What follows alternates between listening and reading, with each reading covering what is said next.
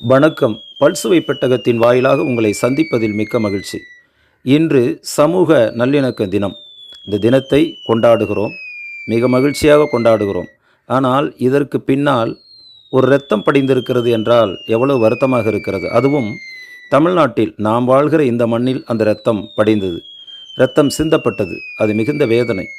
தமிழ்நாட்டு மக்கள் ஒவ்வொரு முறையும் வருத்தப்பட வேண்டிய ஒன்றாக இருக்கிறது. ஸ்ரீபெரும்புத்தூர் சென்னைக்கு அருகில் இருக்கிற ஒரு நகரம். அங்குதான் அவர் பிரச்சாரத்துக்கு வந்தபோது அவர் சுட்டு கொல்லப்பட்டார். மிகுந்த வேதனை. அவர் உடலை கூட கண்டுபிடிக்க முடியவில்லை.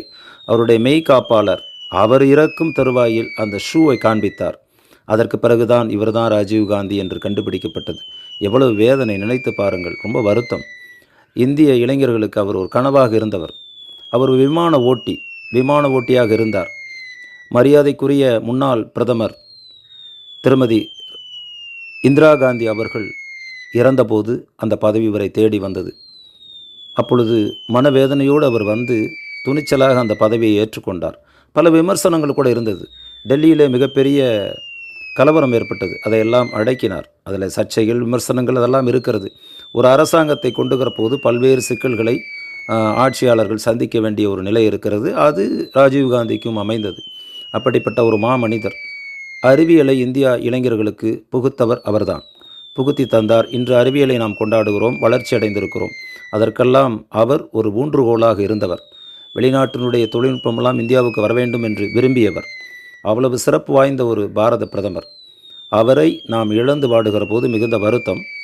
இன்னும் பல ஆண்டுகள் அவர் பிரதமராக இருந்திருக்கக்கூடும். காலம் அவரை அழைத்து கொண்டது. இலங்கை நாட்டில் தமிழர்களுக்கும் சிங்களர்களுக்கும் மிகப்பெரிய சண்டை ஏற்பட்டது. அந்த நாட்டு அரசாங்கம் தமிழர்களை ஒடுக்கிய அந்த நேரத்தில் பசியால் வாடினார்கள் நம்முடைய சகோதரர்கள். அந்த நேரத்தில் மிக துணிச்சலாக இங்கிருந்து விமானத்தை அனுப்பினார். உணவுப் பொட்டலங்கள் போடப்பட்டது. அங்குள்ள மக்கள் பசி அறினார்கள். அதையெல்லாம் நம்மால் மறந்துவிட முடியாது. ஒரு தமிழர்களாக, ஒரு தமிழனாக நான் நன்றி சொல்லுகிறேன் அவருக்கு. இங்கே அரசியல் என்பது வேறு. அரசியலை தாண்டி ஒரு மனிதனை நாம் நேசிக்க வேண்டும். யாராக இருந்தாலும் சரி, ராஜீவ்காந்தியை வெறுக்க மாட்டார்கள். அவ்வளவு சிறந்த மனிதர். ரொம்ப அறிவுபூர்வமாக பேசக்கூடியவர். அப்படிப்பட்ட பிரதமரை நாம் இழந்திருக்கிறோம். மத நல்லிணக்கம், வேற்றுமையில் தானே ஒற்றுமை. அதுதான் இந்தியா. சகிப்புத்தன்மையோடு இருக்க வேண்டும். நம்முடைய பள்ளி குழந்தைகளுக்கு, கல்லூரிகளுக்கெல்லாம் அவரை பற்றி எடுத்து சொல்ல வேண்டிய இடத்தில் நாம் இருக்கிறோம். மிகச்சிறந்த மனிதர். என்னுடைய ஒரு அனுபவத்தை கூட உங்களோடு நான் பகிர்ந்து கொள்கிறேன். நான் பள்ளியில் இருந்த காலத்தில் பர்கூர் பார்வையற்றோர் பள்ளி, ILC school for the blind, அங்கே இருந்தபோது ராஜீவ்காந்தி பிரதமராக இருந்து அந்த பகுதியில் வருகிறார். அப்பொழுது எங்கள் தலைமை ஆசிரியர் எங்கள் பள்ளியின் வழியாக அவருடைய வாகனம் செல்வதாக இருக்கிறது.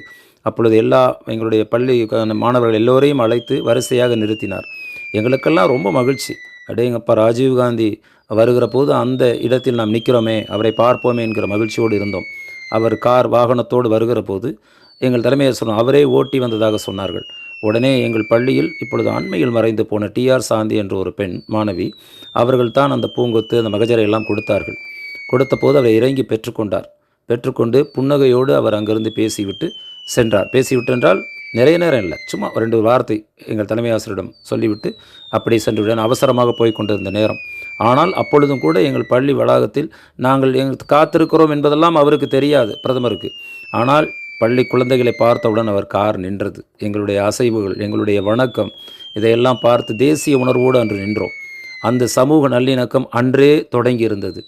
அவர் இறந்து போவார் என்று நாங்களாம் நினைத்து கூட பார்த்ததில்லை. அப்படிப்பட்ட பாரத பிரதமர் நமக்கெல்லாம் கிடைத்தது மிகுந்த மகிழ்ச்சியாக இருக்கிறது. ஆனால் தமிழ்நாட்டில் இறந்து போனார் என்பது தான். தமிழ்நாட்டுக்கு வருகிற போதெல்லாம் சுதந்திரமாக வருவார். அந்த சுதந்திரமே அவர் உயிரை பறித்து விட்டது. மிக வேதனை தான். இளைஞர்களுக்கு அவரை பற்றி சொல்ல வேண்டும். அதுதான் முக்கியமான ஒரு விடயமாக இருக்கிறது. அப்படிப்பட்ட பிரதமர் இனி நமக்கு கிடைப்பாரா என்றால் நிச்சயமாக இல்லை. அவருடைய அந்த செயல்களை நாம் வேகமாக செய்கிற போது சிறப்பாக இருக்கும். மத நல்லிணக்கம் என்று நாம் சமூக நல்லிணக்கம் என்று கொண்டாடுகிறோம். அதனால் சமூகங்கள் எல்லாம் ஒன்றுபட வேண்டும். இங்கே நம் மொழி, அதாவது சாதி, மதம், மொழி இவையெல்லாம் இல்லை. நிச்சயமாக அதையெல்லாம் தாண்டி தான் ஒருவரை கொண்டாடுகிறோம். அந்த இடத்திற்கு அவர் வந்திருக்கிறார். வாழ்க்கையில் எவ்வளோ பெரிய விமர்சனங்கள், அதையெல்லாம் அவர் பார்த்ததே இல்லை. நாம் நம்முடைய வாழ்க்கையில் கூட நிறைய விமர்சனங்கள் வரும். அதையெல்லாம் கண்டுகொள்ளக்கூடாது. அவர் வசதியானவர். அவர் பிரதமர் பதவி கூட வந்திருக்க வேண்டியதில்லை. அவர் ஜாலியாக இருந்திருக்கலாம். வெளிநாட்டிலேயே விமான ஓட்டியாக கூட இருந்திருக்கலாம். ஆனால் அப்படி இருந்திருந்தால் இந்த நாட்டுக்கு மிகப்பெரிய முன்னேற்றம் கிடைத்திருக்குமா? நிச்சயமாக பின்னேற்றமாக இருக்கும்.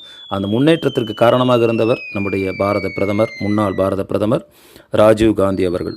ராஜீவ் காந்தியின் பெயராலேயே கட்சிகள்லாம் கூட தமிழ்நாட்டில் தொடங்கப்பட்டது. வாழப்பாடி ராமமூர்த்தி அவர்கள் அவர் பெயரிலே கட்சி கூட தொடங்கினார், தமிழ்நாடு ராஜீவ் காங்கிரஸ் என்று. இதெல்லாம் அவர் மேலே வைத்திருந்த ஒரு பக்தி இல்லையா, அவர் மீது வைத்திருக்கிற ஒரு ஒரு நம்பிக்கை அப்படியெல்லாம் இருந்தது. ஆனால் இன்று நம்மிடம் அவர் இல்லை. ஆனால் அவர் விட்டு சென்ற நல்ல செயல்கள் நம்மோடு பயணித்து கொண்டிருக்கிறது. அந்த பயணத்தில் நாமும் இணைந்து சிறப்பான ஒரு இந்தியாவை கொண்டு வருவதற்கு முயற்சி செய்வோம்.